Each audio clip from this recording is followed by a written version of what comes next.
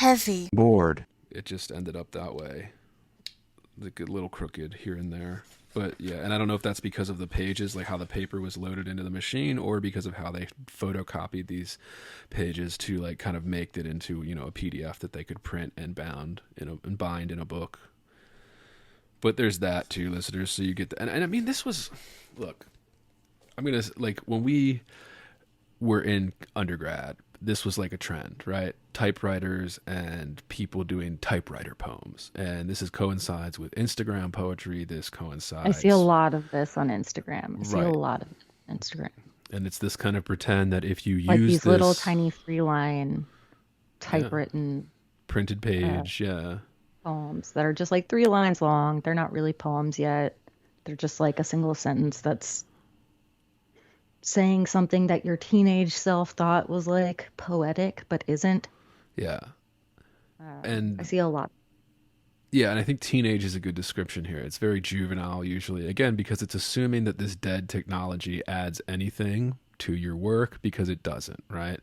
You might like the aesthetic of it. Like Sophie said, it's cool to look at on somebody's shelf at a house party, cocktail I mean, I can party. understand why it can be useful in that it forces you to like go back and start typing it over. Like, you know, you can't just go back and hit delete. Right. So I can see why for drafting, some people might rely on it that way to act as a kind of, I will always do the next draft. But It's incredible that people romanticize this. Like I know, you know, George R. R. Martin has this dumb thing where he only writes on this like 1990s word processor, and you have to like special order shit for it because it's such dead technology.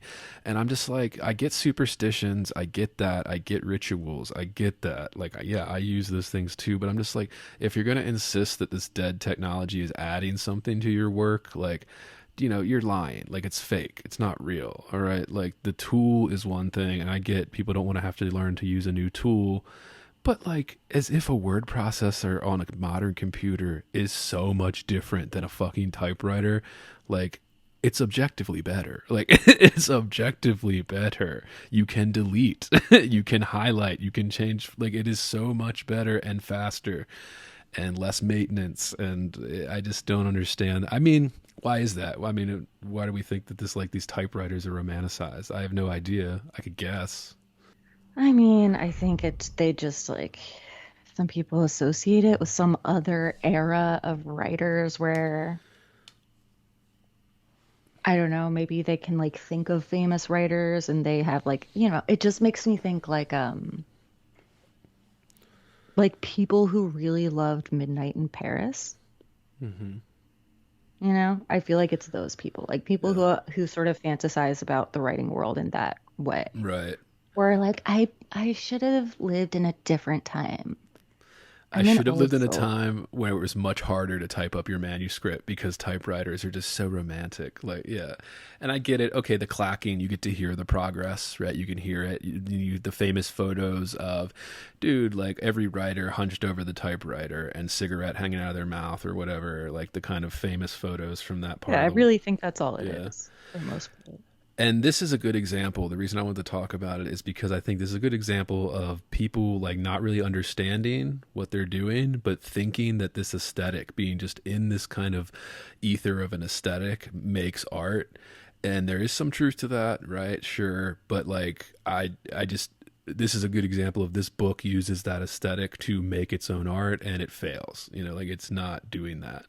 It's relying on this stupid little romanticized notion of typewriters and things like that, and coffee stains on manuscripts. There's some of that put into this. And It's authentic. yeah, it's this very performative, I think, performing what a poet should be. And it's almost, I mean, really, it's insulting. Like,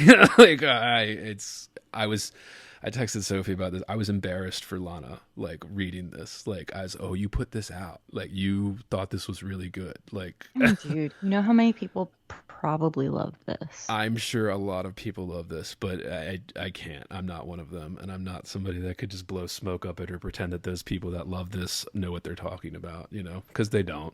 They love it because they love her, not because they love the art or the poetry or Or even they what's being love like said. the idea of whatever the thing she loves. Like, I don't know. I feel like she loves the idea. Inner. Resources, American resources.